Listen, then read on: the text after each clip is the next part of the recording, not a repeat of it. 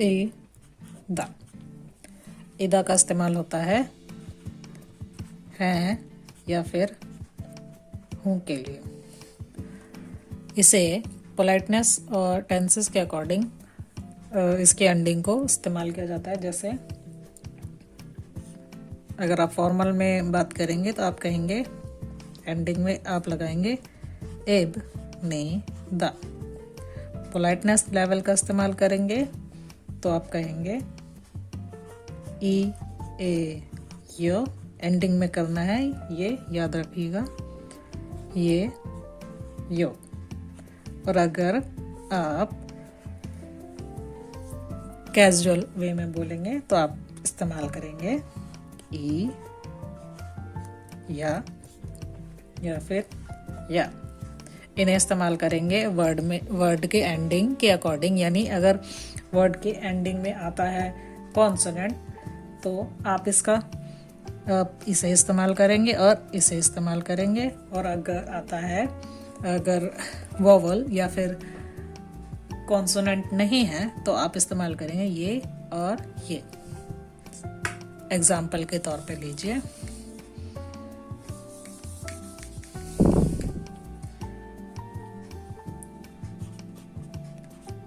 नानन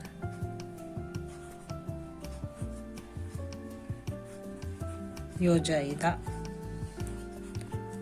नानन योजा इदा। नानन का मतलब होता है इनफॉर्मल वे में मैं योजा लड़की हूँ। मैं लड़की हूँ। ओके, तो ये हो गया डिक्शनरी फॉर्म के साथ। अब हम इसे इस्तेमाल करेंगे जो इससे पहले मैंने बताया था उसके साथ, यानी कॉन्जुगेट करके।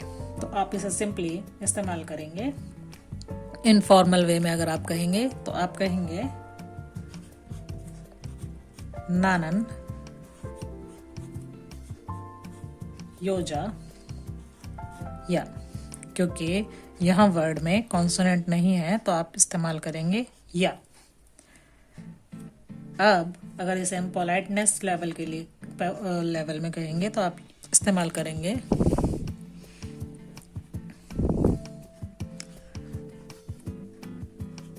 छोनन योजा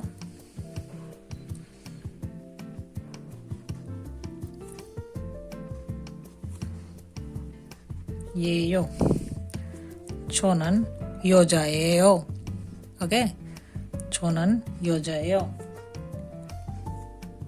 कॉन्सोनेंट नहीं है तो ये यो। ओके, अब नेक्स्ट सेंटेंस लेते हैं। इसे आप बिल्कुल फॉर्मल वे में लिखेंगे तो आप इसे ऐसे लिखेंगे, छोनन योजा इब्निदा। ओके, इब्निदा लगाने के लिए कोई रूल नहीं है, आपने सीधा इसको इब्निदा को ऐड कर देना है। अब अगर हम दूसरा सेंटेंस लेते हैं तो सबसे पहले देखिए, नानन। अगर मान लो आप कहना चाहते हैं कि मैं टीचर हूं तो आप सिंपली कहेंगे नानन सोनसेंग नेम ई दा। नानन यानी मैं, सोनसेंग नेम यानी टीचर या फिर अध्यापक।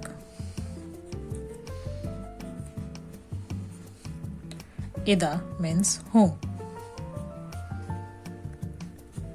मैं टीचर हूँ या फिर मैं अध्यापक हूँ। अब आप इसको कॉन्जुगेट करेंगे तो सिंपली क्या करना है,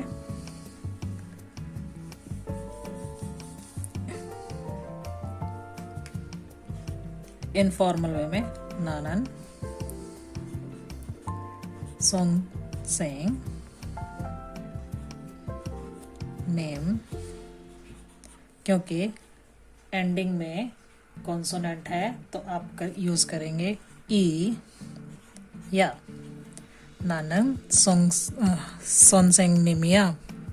나는 선생님이야। अगर आप इसे पोलाइटनेस लेवल में इस्तेमाल करेंगे तो आप कैसे लिखेंगे?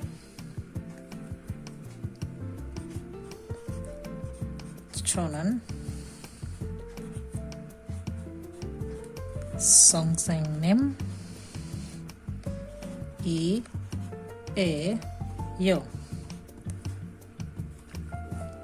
저는 선생님이에요. 선생님이에요। बोलने में आपको प्रॉब्लम हो सकती है क्योंकि हम नेटिव स्पीकर नहीं हैं, तो आप इसको लेके हिचकिएगा नहीं। प्रैक्टिस के साथ हर चीज़ सुधर जाती है।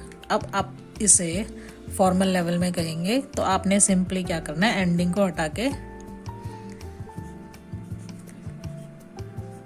저는 선생님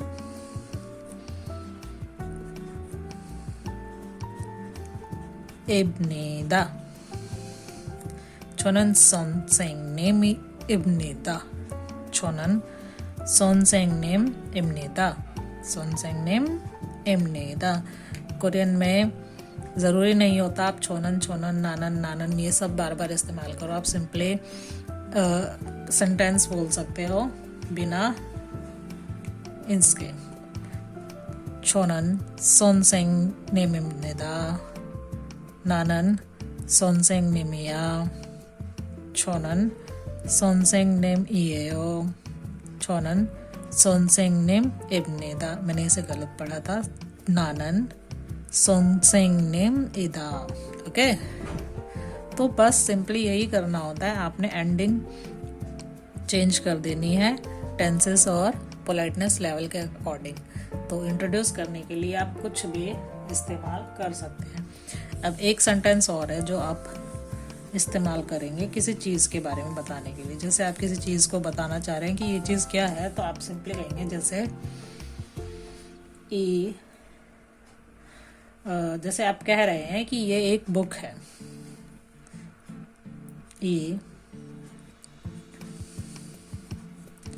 것은 책이다। 것은 책이다। 것은 का मतलब जो होता है वो होता है चीज़। मतलब यह है। यह है। खोत और अन यानी खोसन चीज़। यह चीज़। छेग मीन्स किताब। इदा मीन्स है। यह चीज़ किताब है। यह चीज़ किताब है। ठीक है, यह चीज़ किताब है। तो चीज़ के लिए जब आप इस्तेमाल करते हैं तो आप करते हैं खोत। ओके, खोत। खोत हमेशा चीज़ के लिए इस्तेमाल होता है। ये आप जब बोलेंगे कि ये चीज़ किताब है या फिर ये चीज़ कार है, ये चीज़ ये फलाना है, तो आप खुद का इस्तेमाल करेंगे।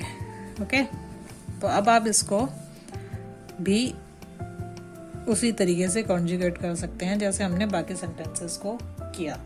ओके, 책이에요। 책이에요। क्यों? क्योंकि वर्ड में है कॉन्सोनेंट। 책이에요। ओके, 책입니다। 책입니다। ठीक है, ज़रूरी नहीं है हम इस चीज़ को बार बार बोले। हम सिंपली बोल सकते हैं 책이다, 책이에요, 책입니다।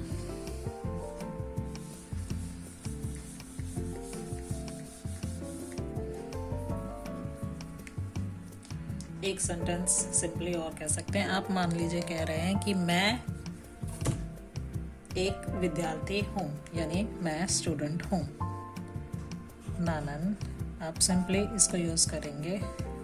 नानन सबसे पहले हम यूज़ करेंगे वर्ब बेसिक वर्ब फॉर्म के साथ यानी इदा के साथ. नानन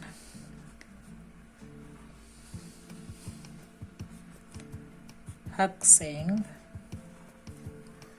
इदा यानी नानन मैं, 학생 means student,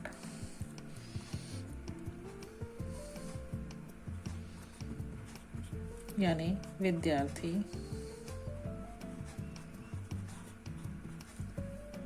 इदा मीन्स हूँ.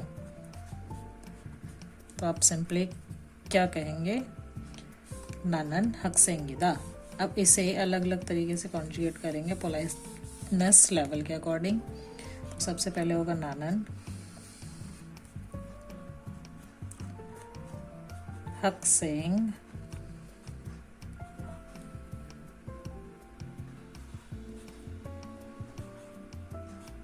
या नानन 학생이야.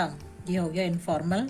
अब आप पोलाइट में जब भी आप आएंगे तो छोनन का इस्तेमाल करेंगे. छोनन